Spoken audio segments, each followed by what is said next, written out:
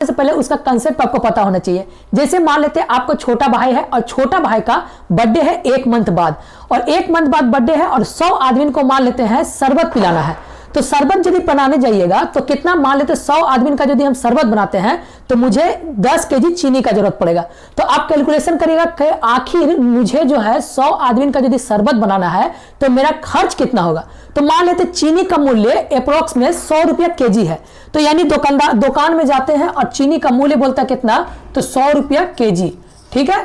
और यदि आपको चाहिए कितना, तो आपको चाहिए 10 केजी चीनी आपको शरबत बनाने का लगता है। तो अब देखिए क्या हुआ, मूल्य में यदि खपत को जोड़े, यानी आपका जो भी प्राइस था उसको यदि हम खपत में गुना कर दे तो मेरा क्या निकलता है, तो आप निकालेगा क्या, तो यहां पर खर्च होगा। यानी 100 रुपया केजी यदि चीनी का मूल्य था और 10 केजी हम चीनी लेंगे तो मुझे टोटल कितना पैसा देना होगा।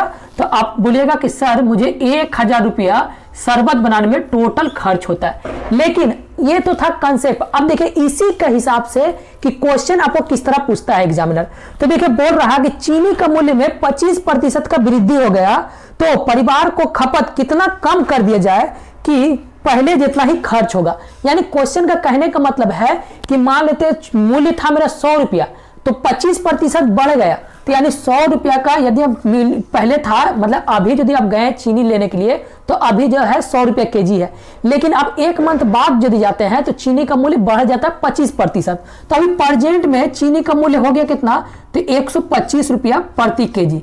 लेकिन आपको क्या, जो बजट था, यानी पहले भी मुझे 1000 खर्च था और अभी भी, यानी 1 महीना बाद भी यदि हम बनाएंगे तो भी मुझे 1000 रुपये ही खर्च करना होगा। यानी खर्च को मेरा कोई भी परिवर्तन नहीं होगा।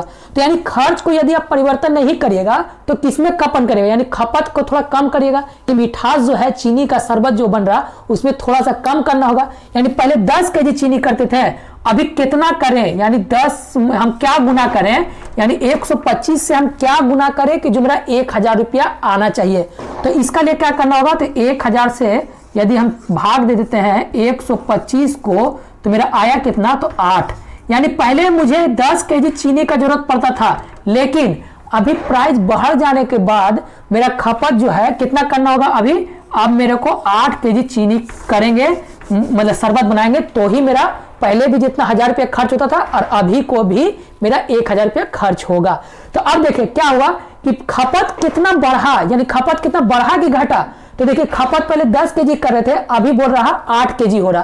तो आप बोल सकते हैं ना, पहले 10 केजी खपत करते थे, अभी 8 केजी हो रहा है, यानी 2 केजी मेरा चीनी घट गया है। तो इसी का पूछा है कितना प्रतिशत का कमी करना होगा।